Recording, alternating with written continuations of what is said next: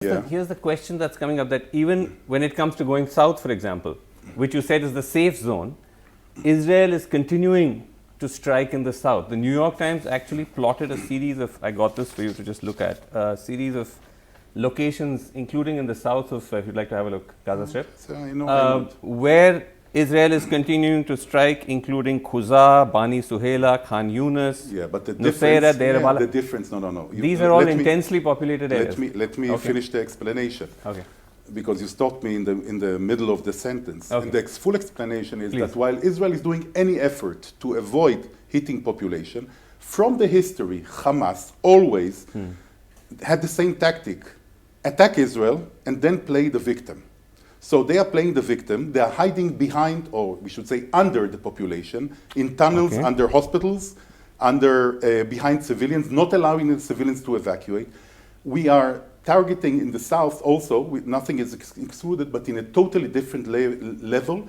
We are going physically into the north. We don't want to have clashes when the military is going in, to have civilians on the way when we are coming to fight the Hamas. They are Right. hiding behind the civilians. Their aim is to have as many civilians on their side and our side, by the way, Okay. killed, because that will bring the international cry.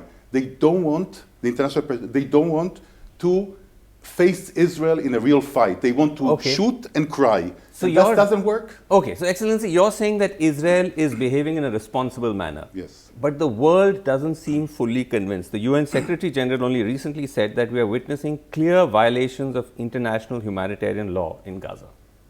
This is coming from the UN. So we have a lot of criticism of the UN on the way they behave, on the fact that the UN, UNRWA, its agency, people steal and loot. Hamas comes and took all their gasoline and diesel, and nothing. They tweeted and they took off the tweet out of fear. This is So the United Nations it's Relief, it's or a relief. Refugee Welfare UNRWA is the relief Organization, organization. UNRWA. Yes. UNRWA.